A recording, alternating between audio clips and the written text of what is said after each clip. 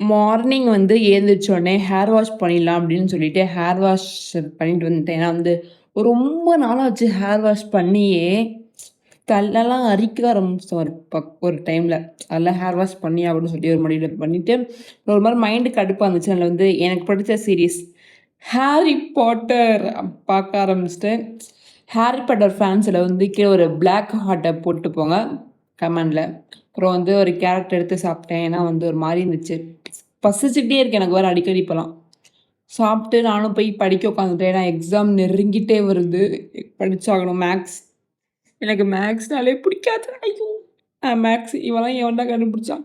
அப்புறம் போய் சாப்பிட்டு ஆனா மறுபடியும் உட்காந்து படிக்க வந்துட்டேன்.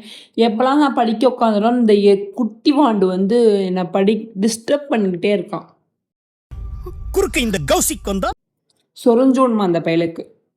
பாருங்க எப்படி வந்து வரான்னு.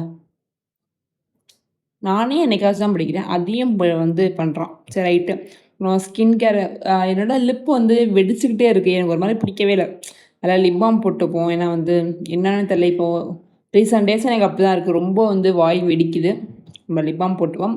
அப்புறம் மறக்காம எல்லாரும் ஃபாலோ அண்ட் சப்ஸ்கிரைப் பண்ணுங்க. நெறைய பேர் பண்ண மாட்றீங்க. ப்ளீஸ் நான் எவ்வளோ கெஞ்சுறேன். யாராச்சும் பண்றீங்களா எனக்காக? எவனும் பண்ண மாட்டீங்களே! உங்க மேல நான் கோவமா இருக்கேன். சரி மறக்காம ஃபாலோ பண்ணிட்டு பாருங்க. ஓகே. பாய் பாய்.